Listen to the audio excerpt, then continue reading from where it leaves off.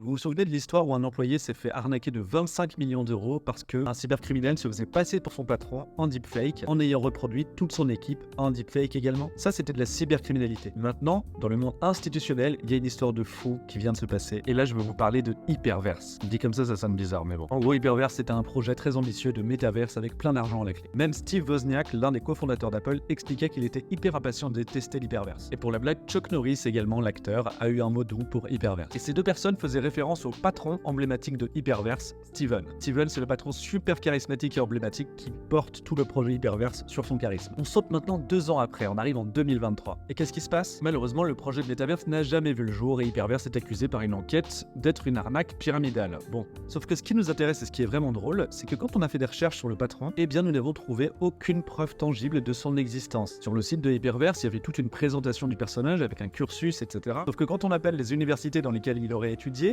aucun signe de cette personne dans leur base de données. Ils ne la connaissent pas. Il apparaît à peine dans quelques vidéos hyper pixelisées. On n'a pas pu trouver non plus de profil LinkedIn. Son compte Twitter a été créé 1 mois avant la vidéo promotionnelle et a été désactivé ensuite. Bref, aucun signe de ce gars-là. Mais alors, qui est apparu à l'écran lors des calls, lors des pubs vidéo promotionnelles? Parce qu'on a un visage pour ce gars-là. Mais en fait, on se rend compte que le visage change selon les apparitions et que tout ça pourrait être finalement un deepfake organisé par l'entreprise. Hyperverse aurait de toutes pièces inventé son patron hyper charismatique via une IA, peut-être d'ailleurs, pour vendre un produit qui n'existe pas via une arnaque pyramidale. De la cybercriminalité, mais du bon côté cette fois-ci. Quand on pense que ce gars-là était quand même soutenu par le cofondateur d'Apple et qu'il existe même pas, faut se méfier de tout le monde en fait.